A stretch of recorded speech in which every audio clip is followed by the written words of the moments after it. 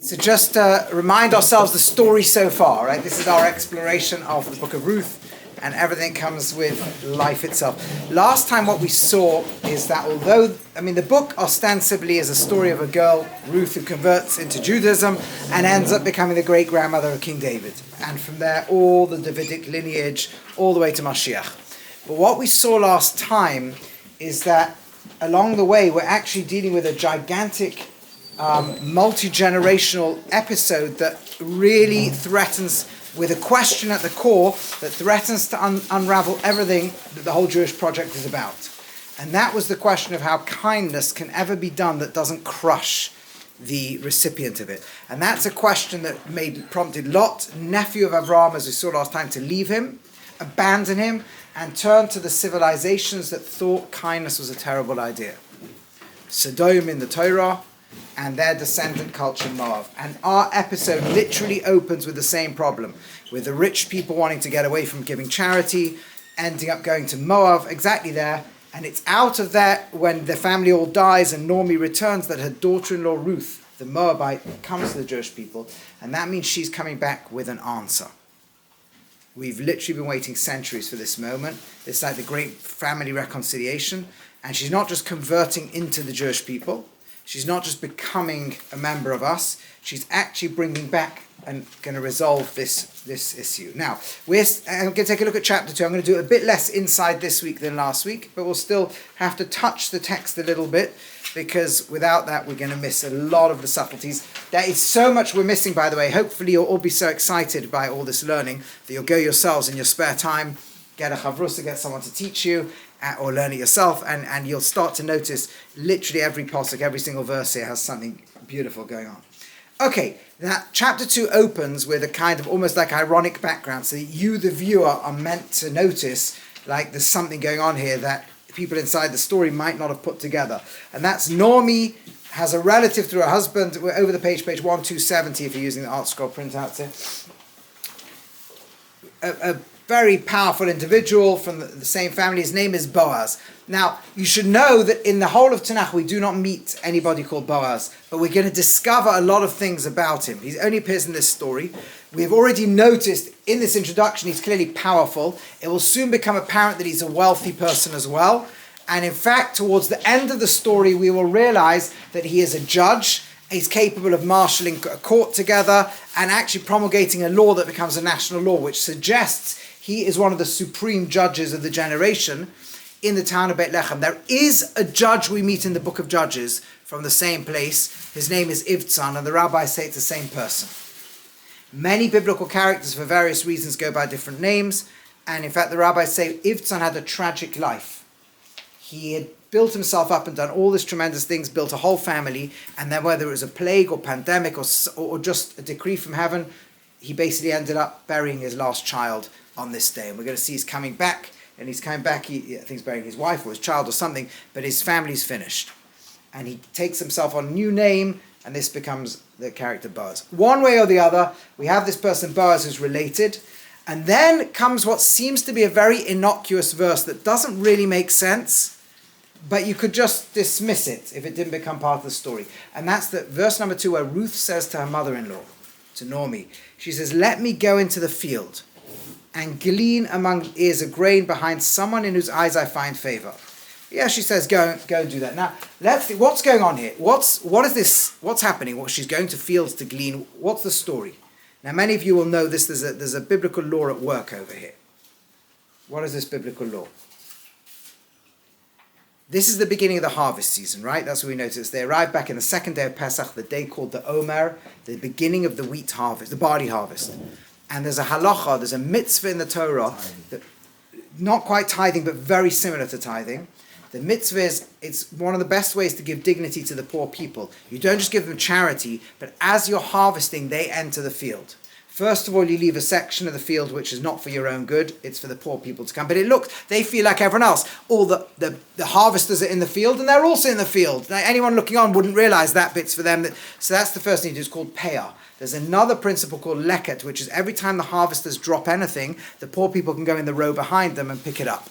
And the final thing is, if a bundle is left anywhere, they can pick it up. So they, if in effect, go into the field. They look like they're doing business, like they're working for the chief farmer, for the landowner. Really speaking, they're not. It's as if you give them, nowadays there's some beautiful charities, they give poor people credit cards and they put amounts on them they can spend on certain, so they can walk into a shop and look like everyone else and spend on a credit card, and that's how you give them, so they don't feel like they're nebuchs, they don't see who's giving them money. It's that kind of principle. Okay, so Ruth, obviously they've arrived back. Naomi's probably sold all her lands if they haven't been confiscated. We'll see later on, yes, she had to sell them. They don't have any of their own wealth now. So Ruth says, let me go and join all the poor people in the field. But she gets one very important detail seemingly wrong. She said, I'm going to go into a field, the owner of whose eyes I find favor. What's wrong with that? You don't need to find favor in anybody's eyes. If you're poor, you just walk into the field. Doesn't matter if they like you, they don't like you, it's too bad. Every poor person has a right to be in the field. You don't have a right to, you the landowner have zero right to choose who comes in. So you'd say, okay, yeah, don't get too, yeah, maybe she just meant it as kind of rhetorical flush. She's just talking that way. Or maybe she just, because she's from outside, she doesn't know all the laws yet, so she thinks she has to, find favor in somebody's eyes. But I'll tell you an amazing rule. Whenever you learn anything in Torah, a little detail can be a clue to opening an entire universe. How can you tell whether it's significant or not? Just wait a few verses and see. It will turn out this is so much more significant than we could possibly imagine. There you go. Creating a bit of a build-up. Now what happens next is she goes into the field, she's going backwards and forwards, and it's a beautiful alignment, and she happens into the field that's Boaz's. That's like God at work behind the scenes over here. And Boaz comes from Bethlehem, from Bethlehem, and he says to the harvesters, this is if you're following inside, we're on verse 4, Hashem imachem. I don't know if any of you have ever been to a shul when a Sephardi person gets an aliyah, right? They often, in many Sephardic communities, they say Hashem imachem, right? Which comes from here, God is with you. What's the meaning of that phrase? You should know, by the way, it's not even very simple. In Jewish law, there's a problem. You're not meant to use God's name in vain. You can't just greet someone and say, oh, Hashem's with you. And the Mishnah discusses this. In Brachos, it says there was the backstory here. Remember, what was the town of Bethlehem like? What did we discover last week? What was it like at this time? Do you remember? It was highly broken down. We saw that it was spiritually broken down. The authority of the judges had gone. We saw it was economically broken down, although now it seems to be going through an economic recovery. But it was also socially broken down. The rich got out of town not to give charity to the poor. There's real social problems happening across the place. And Boaz felt an emergency, a need for an emergency. It's called an emergency decree, what we call Eis Las Hashem. It's a time for acting for God. And he therefore instituted a new behavior, that when you greet somebody in a world where people don't respect each other, he instituted that everyone should greet each other by saying Hashem imachem, God is with you. Why?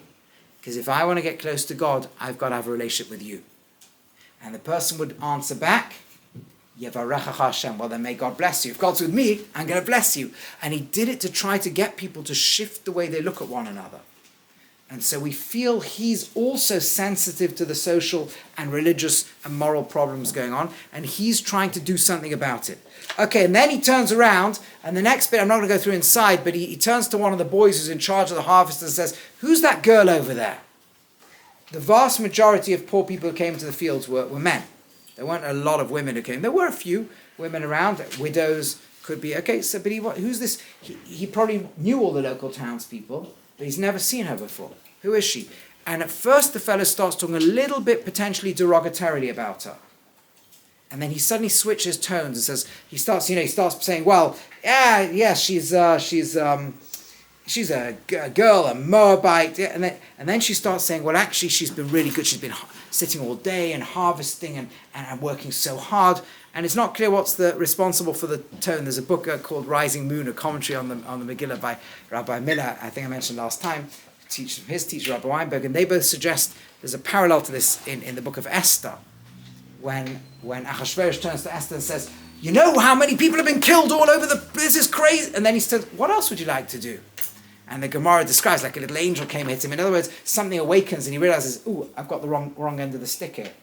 In other words, the guy in charge of the farmers might have assumed when Boaz says, who's that girl, that he's speaking negatively about her. So he starts to speak in a bit of a derogatory or misogynistic or phobic to strangers, or whichever way he'll put it. It doesn't speak nicely, and then he suddenly realizes, he probably looks Boaz in the eye, and Boaz is giving him this facial look. And he realizes, oh, I got that wrong. Whoops. And he starts saying, no, but like, oh, that girl is, who's been working really hard, and is amazing, and is wonderful, and all this kind of stuff. And then Boaz turns to Ruth and says, he just ignores the guy, basically. He turns to Ruth and says, did you hear what just happened, my daughter? So you don't need to go anywhere else. Meaning, after what I just did there, that's like a slap in the face to anybody who wants to mistreat you. You're safe in this field. And he says, you can go where the female farmers go, you go with them. But if you want a drink, you want a Coke, go up to where the boys are. They've got a kitchen over there. No one's going to touch you. This is your field. And you would then expect her to go, wow, thank you. And she does. At first she bows down and she says, thank you so much. But now take a look inside at the most incredible line she says. She says, thank you very much, and off I go. But look what she says. We're in verse 10.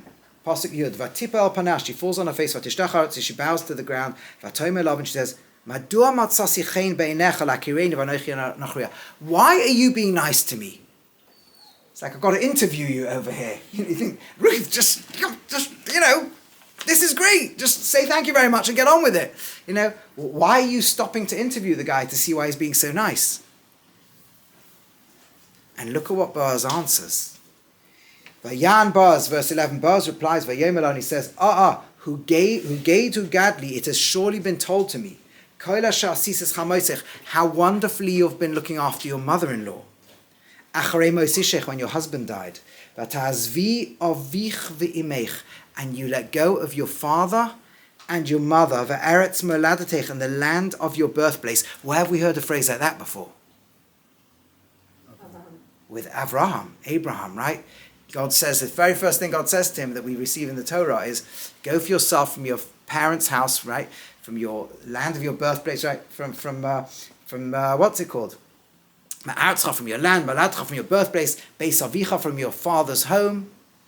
You're like do you realize what he's saying to her? He's saying, do you think we're being nice to you? Right? This is, you're amazing. You've been looking after your mother-in-law who's one of us. And you're like a modern day Avram, a modern day Abraham. You let go of your parents and your land of your birthplace. And just like Avram went to land he didn't know, you also... You went to people you didn't know tomorrow Shilsham the day before. Yishalem Hashem Palech, may God pay your reward. And may your payment be complete. Just by the way, those following in the Hebrew can notice a beautiful hint here. Whether Boaz was saying it prophetically, whether it was subconscious, but he says, may your payment be shalema, complete, is also, because in Hebrew you write it without the vowels, Shalomo, may your payment be King Solomon, who of course is going to become her great-great-grandson. We'll build the Beis Hamikdash. Consciously or not, Boaz is saying something very powerful over here. And he says, Hashem God of Israel, under whose wings you have come to dwell. What's going on over here? You see, remember the background problem last week. How can you give kindness without crushing someone? Remember the culture that's very strong on this, Moab. Remember when Naomi told Ruth, remember what she said to her, have you become so dependent? Have you just become dependent on me? You're waiting for me to have children? And Ruth says, no, I'm not. I admire you. I'm coming to join your people. But I don't depend on you. I'm independent. I'm Moabite, I'm independent. I'm not anti-kindness like the Moabites are, but I get the independence thing. So when she began this chapter, she said, I'm not going to walk into any old field. And this is very powerful. I want to find favor with somebody before I go in. And when Boaz was nice to her, she started the interview. Why are you being nice? And here's the thing. If Boaz turned around and said, because I feel you're such a nebuch, and I just want to look after you, she would have said, thank you so much, Mr. Boaz. Go and find another nebuch. I'm going to another field. She wasn't going to let someone do that to her. And so she says, I want to know why you're being nice. And Boaz says, Boaz says the right thing. He says, do you think I'm doing you a favor? Do you know who you are to us? Do you know what it means to us in a place where no one cares about anybody? That you care about one of us? your mother-in-law, who I care about, she's a family member? Do you know how much I value you for that? Do you know what it means to us that you've inspired us all by in an era where we've forgotten what it means to be Jewish? You're a modern Abraham. You've come from Moab, the place where Lot ran away from Avram. You've come back. Do you know how inspired we are by you? Do you think I can pay you for what you've done to your mother-in-law and done to all of us as a people? Only God can pay you. And I pray that God pays you, because what I'm doing right now is nothing compared to what you're doing for us. Do you see how powerful this is? And you're not only that, listen to the last line. May God pay you. This is the God under whose wings you have come right now, meaning you've brought God's presence with you. Those of us like a prophet like Boaz, I can feel God's presence in town thanks to you. Do you understand? You've got this all wrong. I wish I could pay you 50 times all this. It still wouldn't be enough. And you know what? She turns around and says, this is amazing. She says, that's the answer I was looking for. That's the answer I was looking for. Look at what she says in verse 13. She says, indeed, I found favor in your eyes. This is exactly what I told my mother-in-law I'm going to do. I need to find favor in someone's eyes. Adoni, my master, you've comforted me. You've spoken exactly to the heart of your maidservant. Because I won't be like one of your maidservants. 1 second. You've spoken to the heart of your maidservant. So, yes, I am your maidservant. Of course, I know I'm the recipient of your kindness, but you're not treating me like like a maidservant. You're treating me in a certain sense like an equal. There's a clear financial inequality here, and yet there's a sense of dignity. And that's essential. Now, we don't yet know how this addresses the original question, but we do know that her insistence on dignity in the relationship is going to be something radical and important. But let's see how this develops. Boaz then responds at the time of eating, and he says, yeah, you know what, come up, enter the main kitchen here. We want you up here where everybody else is. And he hands a whole bunch of grains to her. She gets up to glean, and then Boaz arranges a whole project. If you turn over the page to 1217, you can just follow along a little bit. He basically says to all the other harvesters, listen guys, I want to make sure no embarrassment here. Where the girls go, it's very nice, but the main harvest actions where the boys are, okay, I'm going to tell her to go behind the boys, but you make sure drop stuff all over the place. Right? I want her to walk out of here with the biggest collection of grains that any poor person ever walked out, And that's what happens. They have this whole thing going in the field, and she is just gathering and gathering and gathering. And by the time she listens, you can look at verse 17, she gleans in the field till the evening. She beats out what came to an ephah of barley, which is a huge amount. She carries it and comes to the city. Her mother-in-law looks at her and she's shocked. She says, wow, they had enough to eat. They had storages of stuff. This is crazy. What happened? And listen to what her mother-in-law says. Verse 19, Yud Tes. Her mother-in-law says to her, where on earth did you gather today? Who has been working for you? I mean, somebody's got to have been helping. This is like, who's been looking after you today? I don't know what you're going to tell me, but whoever it is, may he be blessed. Now listen to her answer. This is the most shocking answer of all. And she says, the guy I looked after today, the guy I worked for today and did stuff for today, he's called Boaz. 1 sec. What? You never looked after anybody today. You haven't worked for anyone. Everyone's been working for you. See what's going on? Normie says, who's been looking after you today? She corrects and says, you mean the guy I looked after? Oh, that guy's called Boaz. Do you know what the rabbis say on this verse? This is the source of a very famous and powerful and radical teaching. More than the calf wants to suckle from its mother, the cow wants to feed the calf. And just to break the other side of the metaphor there, more than the philanthropist and the rich person, the rich donor does to the poor person seeking money, the poor person does for the rich person. What's the meaning of that?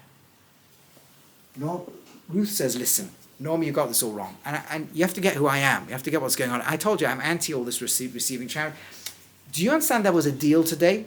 I know that I needed wheat. And there was a lot of rich people in town who could give me wheat. But I had something to give them that they could not possibly, worth much more than wheat. I could give them meaning. I could turn them into a giver. What is a more fulfilling thing, to eat wheat or to become a giver? Not a question. Meaning in life, humans suffer a sense of a lack of meaning. You can have millions and millions of pounds, but if you've never given charity or you give less than 10% to charity, you're going to feel a deeply meaningless existence. You can have the richest society ever and the hopeless sense of meaninglessness and all the disastrous stuff that comes from it. It's very simple. Human happiness depends on feeling valuable. Giving to others is one of the most valuable things you could do. I had a gift today to hand out. I had the opportunity to turn somebody into a giver. I had the opportunity to let somebody do something amazing today. And I wasn't going to squander that opportunity on any old fool in town. I told you, Normie, I told you I'm going to interview them. And I interviewed this guy, Boaz. And you know what? He did very well in his interview. He understood this is not, he's looking after some nebuch. He understood that he's gaining in this action too. He understood there's a mutuality going on. And so the guy I chose to give the charity to me today, his name's Boaz. The guy I turned into somebody great today, his name is Boaz. Do you understand how radical this is? We could say it, but to mean it is something of an incredible depth. What she's saying is like this: the world is full of an uneven distribution. We've all got to work as hard as we can, but the world's not going to come out evenly. But acts of charity are not in the paradigm of the giver and the taker. So long as you leave the world in the giver and the taker, you're going to produce social disaster. Because givers will feel resentful of takers taking from them, and takers will feel the givers aren't doing enough. And this is how we break the world apart. And this is what we saw Lot says to Avram: your giving's very nice, but you're just busy smothering me. I want to be free from this and be a self-made man. And along comes Ruth and saying, no, the question's a good question, but the answer's the wrong answer. The answer is there is no act of kindness without both parties. Actually, the one who gains more is the giver. And this is not about who's the powerful giver and who's the weak taker. It's about what are we building together. Who is sharing and who is receiving.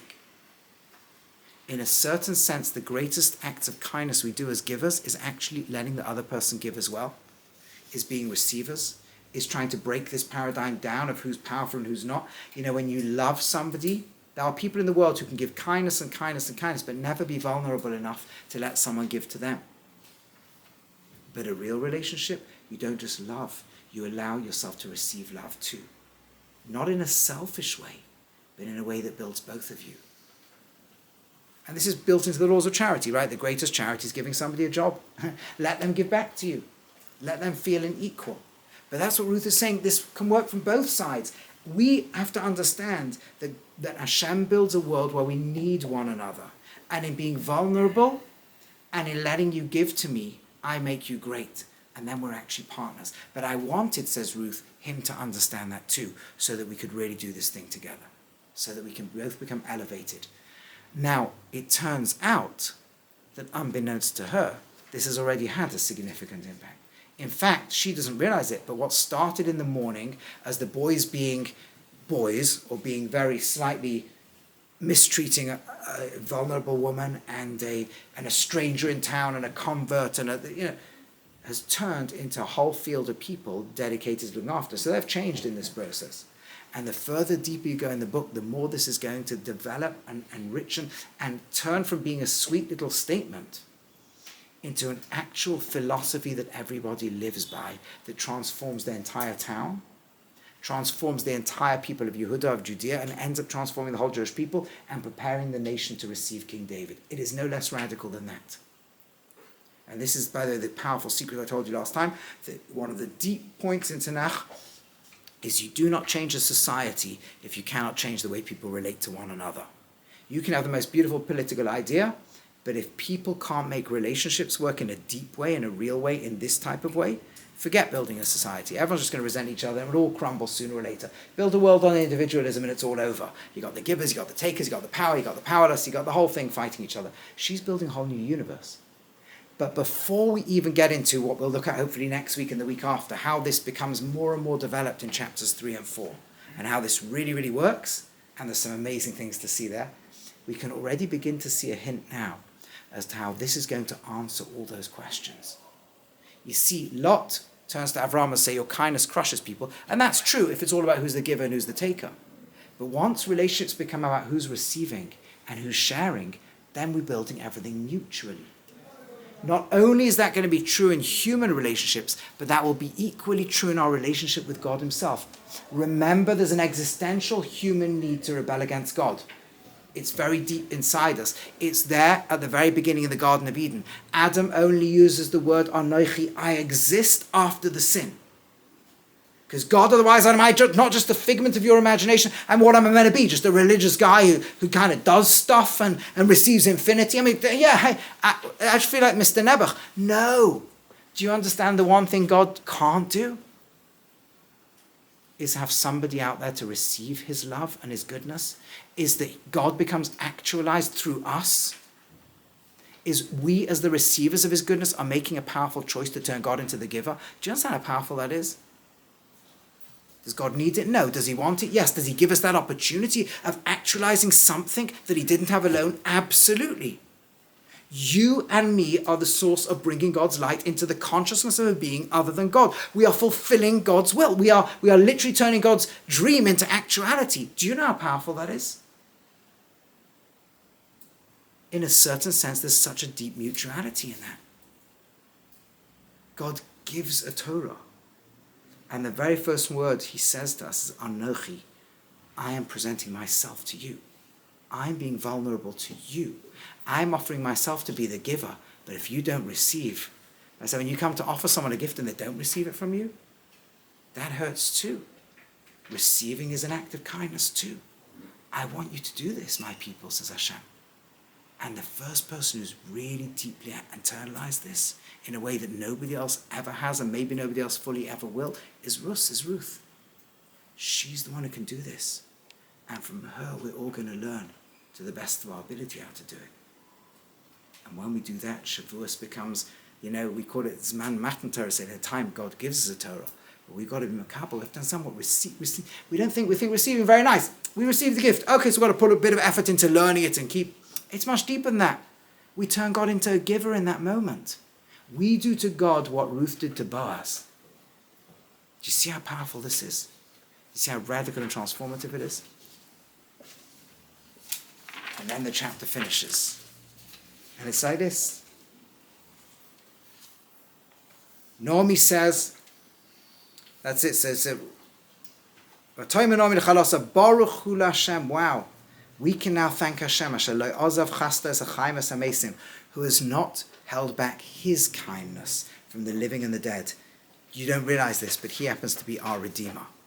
He happens to actually be a relative of ours. And if you've struck up this relationship with him, maybe there can be a much broader impact of all of this. Maybe he can buy back our family lands. Who knows? But there's a hint in there maybe that maybe he'll even marry you. Ruth the Moabite says, no, he's told me I should go out with, I should work near the boys in his field. And Naomi corrects him and says, you mean you go with the girls in the field? Well, that's what he probably meant. He's not setting up with one of the boys in the field. He wants you to work with that. And then we have this, she went the whole 7-week harvest of the barley harvest, which is this period we're counting right now. Then she waits down for the wheat harvest. She goes back to her mother-in-law. And this is now going to lead to an incredibly dramatic move that we're going to meet next week. But we're going to have to see what that is. But I'll just give you a slight there's a principle in the Torah called the Levirate marriage. You're familiar with what this is? You can marry and step into somebody else's shoes.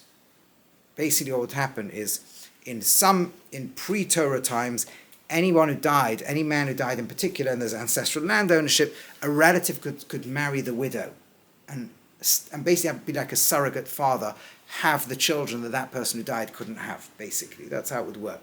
Once the Torah is given, we only do that with brothers-in-law, but the principle of family members restoring family, rebuilding family, buying back lands for family, all of these things exist in some sense. And we're going to start to watch this happen. But there's one problem. Who's the person who lost their husband, who was the original, is Naomi. right? This is, Ruth is from the outside. In fact, when she was married to them, she wasn't even Jewish.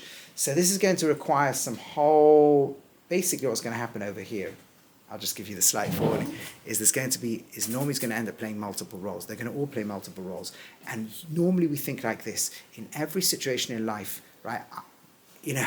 I can only play one role. I'm either being giver, I'm being a taker. To become multiple roles at once, like how can we do that? And Ruth is going to start to show you can be multiple people at the same time. This is going to be so radical and so beautiful. It's going to make what we did today look like, okay, that was a big stepping stone. But these things are incredibly real. These are actually, we'll see it next time. But these things are so deep that they are literally our pathway to how to live life in every context, in every relationship, in every work dynamic, in our religious life, in our social life, in our charitable life, in our teaching life, in our learning life, in everything, everywhere. All that and more coming to, I think, next week. I think we're out of time, but hopefully this has been, anyway, I just love this, and Hashem, hopefully you do too, but I'll stick around for a few minutes if there's any questions, but otherwise I think we'll stop over here.